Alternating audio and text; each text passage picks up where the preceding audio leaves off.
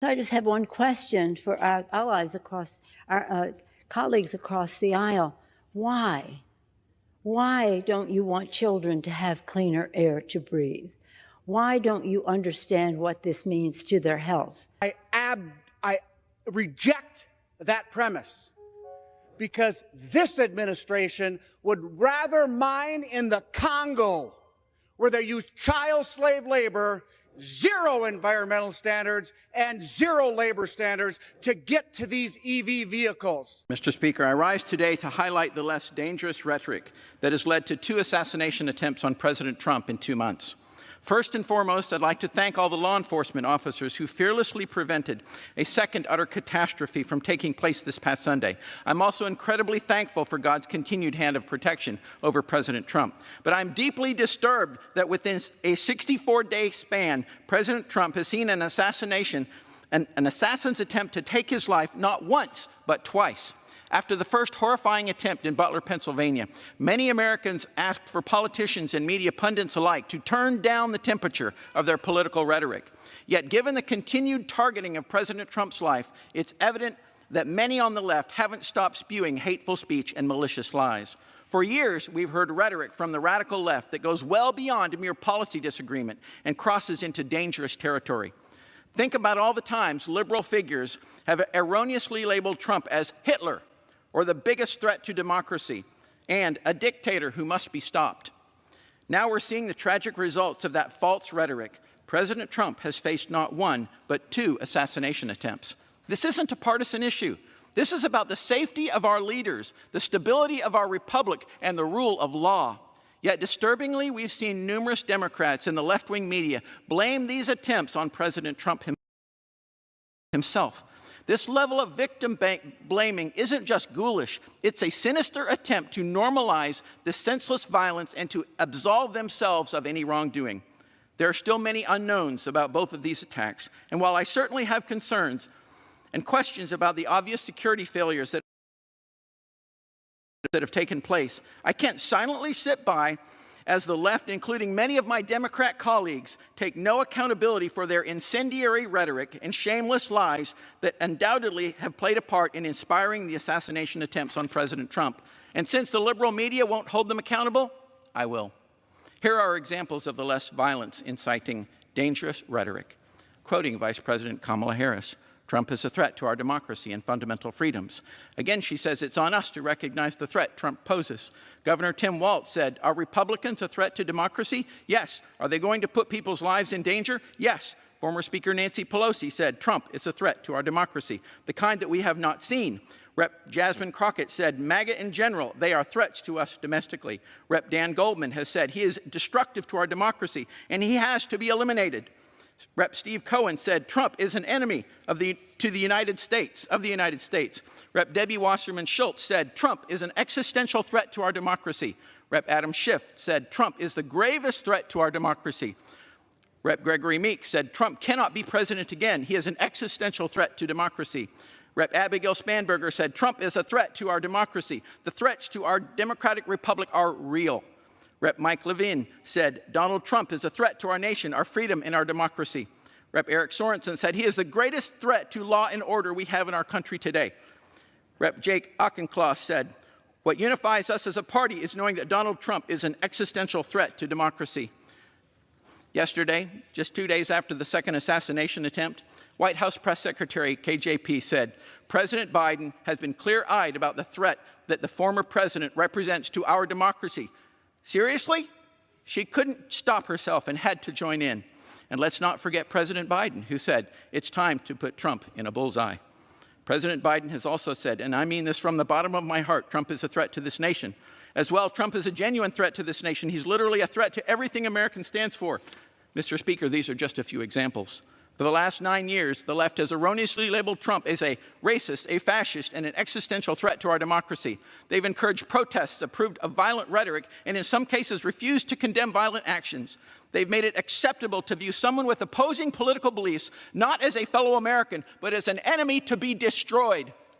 Bottom line, when you constantly tell people that our democracy is in existential danger because of one man, and when you label that man a threat to the very fabric of our country, then you should take some responsibility and not be surprised when unhinged individuals take matters in their own hands. Words have power, and Democrats have recklessly used that power for a nefarious political gain. No matter the cost, we as a nation must be better than this. I have 6 words for my Democratic colleagues: stop it, and stop it now. Mr. Speaker, I strongly oppose of this Republican's latest assault on the health and safety of our children. Every child deserves clean air to breathe. We in California believe this is our sacred duty. That is why our state has taken strong action to reduce vehicle pollution, preserve our environment, and protect our children. So I just have one question for our allies across, our colleagues across the aisle. Why? Why don't you want children to have cleaner air to breathe? Why don't you understand what this means to their health? Why do you not understand the connection between pollution and asthma and how unfair that is to children in our population? That's why more than 5 decades ago, this Congress acted to preserve California's authority to protect our children and has repeatedly reauthorized that since. Despite this precedent, this bill would restrict the ability of states like California to protect families from dangerous pollution. Now, it's important for people to understand that, as the gentlelady pointed out, this is at the discretion of the states. 17 states have decided that they would use such a waiver in order to protect the children and the air that they breathe. So why would you want to throw the American auto industry into disarray, diminishing leadership and electric vehicle future?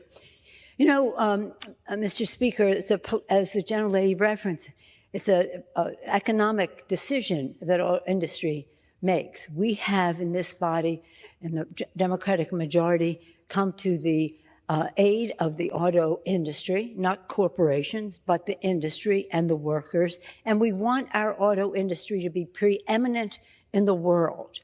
California is a very big market for the auto industry. For 50 years, they have lived with this emissions standard, this waiver that enables that to happen. If you're making cars for California, it's easier then to make the same safe cars for the rest of the country because it's a big market in California. And 16 other states have followed suit, representing at least 40% of new auto purchases in our country, a big chunk of our auto industry economy. So again, what would be the reason that you would interfere into the free market of the auto industry, into the free breathing of our children of cleaner air? The only explanation could be that big oil opposes this legislation. They're so living in the past, they don't even realize it, that the future is upon us, and the future is for the children. With that, I urge a no on this rule and yield back the balance of my time. Reserve. The gentlewoman reserves. The gentleman from Texas is recognized. Thank you, Speaker. At this time, I'm pleased to recognize the gentleman from Minnesota, Mr. Stauber, for 5 minutes. Without objection. Thank you very much. Mr. Speaker, just moments ago, the distinguished gentlelady from California made the statement and asked why Republicans don't want clean air and clean water. I reject that premise because this administration would rather mine in the Congo, where they use child slave labor, zero environmental standards, and zero labor standards to get to these EV vehicles. This administration has stopped mining in the biggest copper nickel find in the world, which is in northeastern Minnesota. And my colleagues on the other side of the aisle and this administration has stopped it. So don't come here and ask me why my Republican colleagues and I have the stance we have. We are environmentalists and we want clean air and clean water. That's an excuse. We can mine in this country. We do not have to put memorandums of understanding with the Congo, who use child slave labor. And that's a fact. We can mine in northeastern Minnesota using union labor with the best environmental standards and the best labor standards in the world. But my colleagues on the other side of the aisle refuse to allow it to happen, along with this administration. Don't stand on this House floor and say this about the Republican Party and my colleagues. We are environmentalists as well. We mine in the United States of America. We mine in northeastern Minnesota. We can show the world, because when we allow China to take the demands for critical minerals, that pollutant gets in the jet stream and affects us all, as the gentle lady from California says. We breathe that disgusting air that comes from the communist country of China. So let us mine here, Mr. Speaker. Allow this administration to let us to mine here.